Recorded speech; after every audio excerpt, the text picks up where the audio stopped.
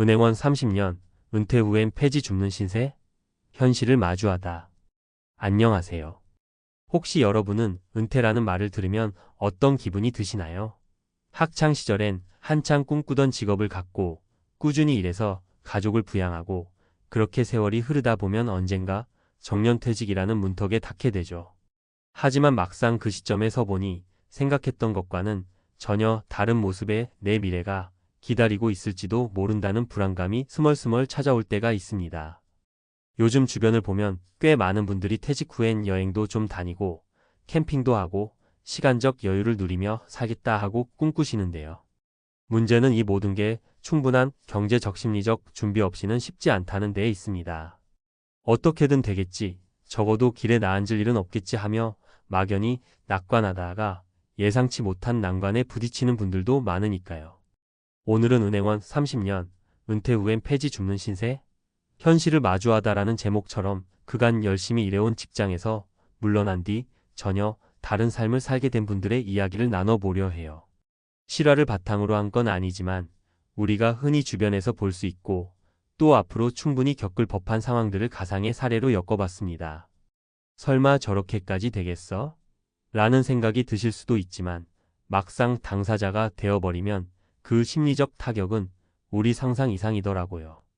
그리고 이 사례들이 단순히 위험해 하고 겁주는 것이 아니라 미리 준비하고 고민할 거리를 주는데 도움이 되길 바랍니다. 1. 30년 차 베테랑 은행원의 딜레마 예상치 못한 조기 퇴직.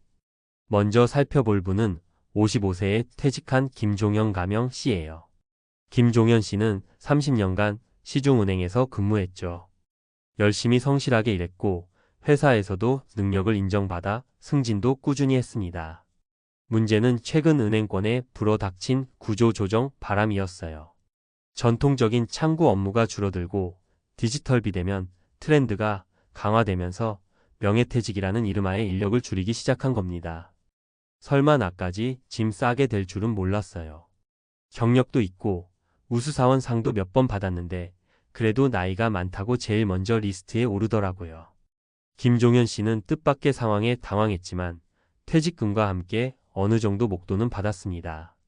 그래, 이제 조금 쉬면서 해외여행도 다녀오고 또 평생 못 해본 골프나 캠핑을 즐겨봐야지 하고 설레기도 했죠. 하지만 몇 달 뒤부터 공허감과 불안이 밀려오기 시작했어요. 경제활동을 안 하고 쓰기만 하다 보니 예상보다 돈이 빨리 줄어드는 겁니다.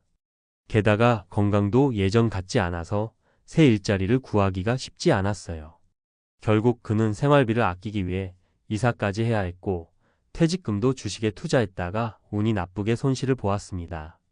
막막해진 그는 식비라도 벌어보자는 생각으로 새벽마다 폐지를 주워서 고물상에 팔기 시작했어요. 가끔 지인들 마주칠까 봐 무서워서 새벽 4시쯤에 나가요. 그래도 1,000원, 2,000원이라도 벌어야 아침에 마음이 좀 놓이거든요. 김종현 씨 사례를 보면 내가 안정적인 직장에 근무하고 있으니 은퇴 후에도 큰 문제는 없을 것이라 안심하기 쉽지만 시대가 바뀌면 언제든 예측 못한 일이 벌어질 수 있습니다. 그리고 퇴직금이라는 목돈이 마냥 넉넉한 자금이 아니라는 사실을 잘 보여주죠. 계획 없이 사용하거나 무턱대고 투자하다가는 금세 바닥을 드러낼 수 있다는 점 꼭 기억해야겠습니다. 2. 20년 차 교사의 시련 돌연 찾아온 건강 문제. 이번엔 초등학교 교사로 20여 년을 재직하고 퇴직한 박민정 가명 씨의 이야기입니다.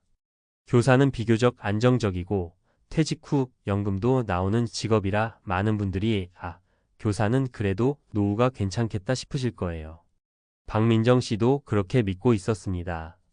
다만 개인적인 사정 때문에 55세 무렵 조기 퇴직을 선택했는데 그 직후 예상치 못한 병이 찾아왔습니다. 평소 건강은 타고났다고 믿었는데 나이 드니까 여기저기 고장 나는 거 한순간이더라고요. 갑자기 허리가 아파서 병원에 갔더니 디스크가 심해서 수술해야 한다고 했어요.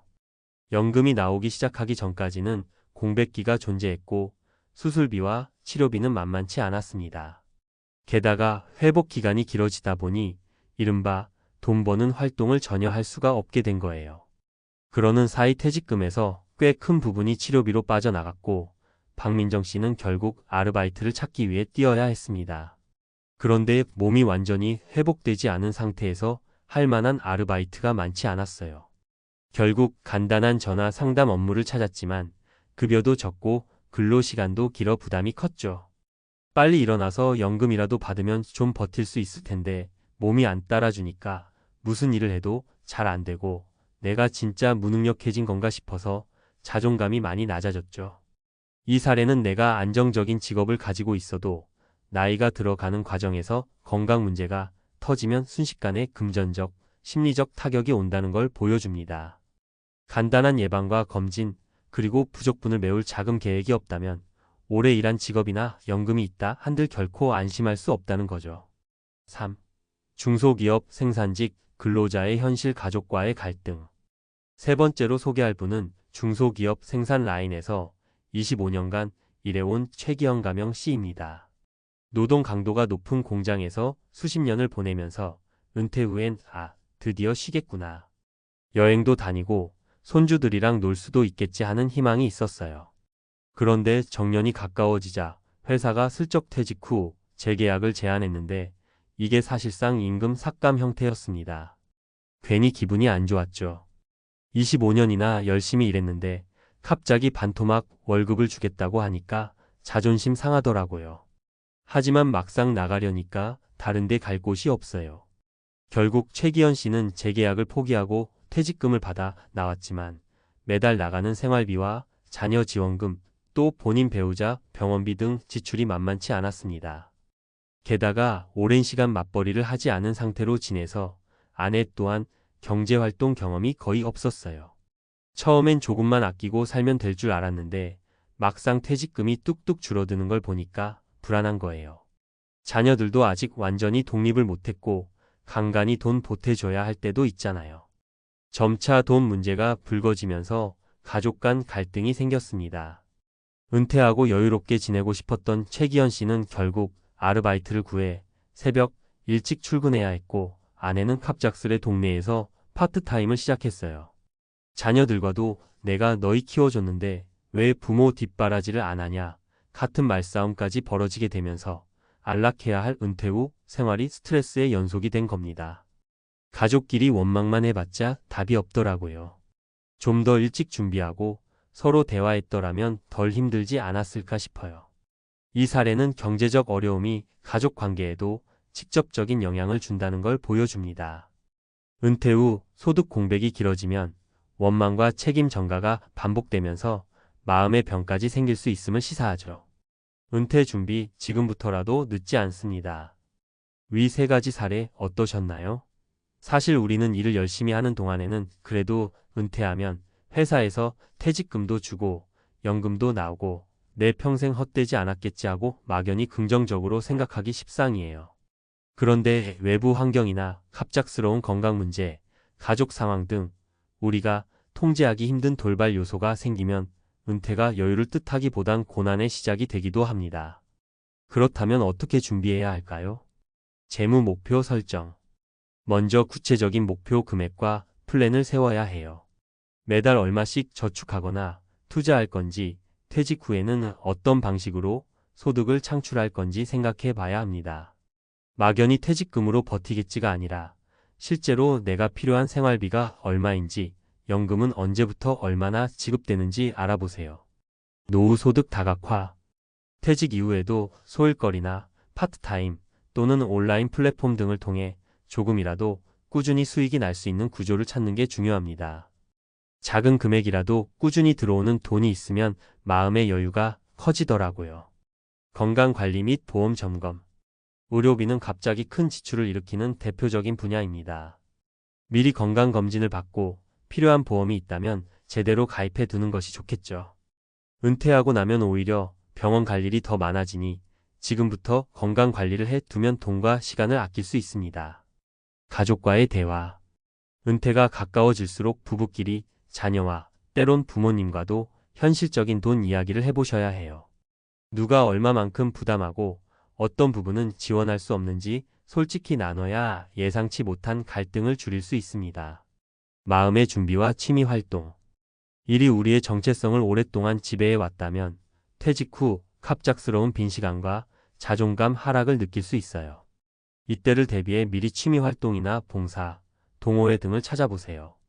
그냥 집에서 TV만 보며 지내면 우울감이 더 커질 수 있답니다. 우리는 누구나 언젠가 은퇴를 맞이합니다. 그것이 예상보다 일찍 찾아올 수도 있고 준비가 제대로 되지 않은 상태에서 닥칠 수도 있어요.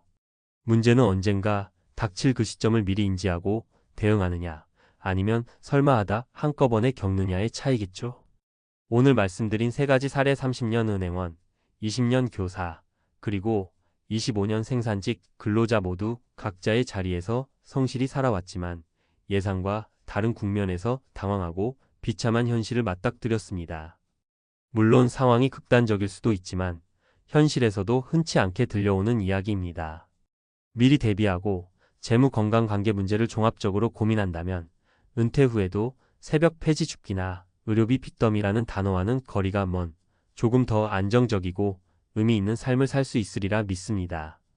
조금이라도 여유가 있으시다면 지금부터라도 체크리스트를 만들어 보세요. 퇴직 이후 삶을 어떻게 보낼 건지, 어떤 공부나 자격이 필요한지, 내가 좋아하는 건 무엇인지, 지출 계획은 어떻게 세울 것인지 하나씩 써보시고 실천에 옮기는 겁니다. 마음먹은 만큼 인생이 바뀐다라는 말, 뻔해 보이지만 가슴에 새겨두면 좋을 것 같아요. 늘 먼 미래처럼 느껴지는 은퇴도 결국 오늘의 선택과 행동이 쌓여서 만들어지는 내 인생의 연장선에 있으니까요. 긴 글 읽어주셔서 감사합니다. 부디 이 글이 은퇴를 준비하시거나 이미 은퇴하신 분들께 조금이나마 도움이 되었으면 좋겠네요. 언제나 그렇듯 삶에는 정답이 없습니다. 하지만 미리 나만의 답을 만들어두면 예상치 못한 풍랑이 몰아쳐도 흔들림을 덜 수 있을 거예요.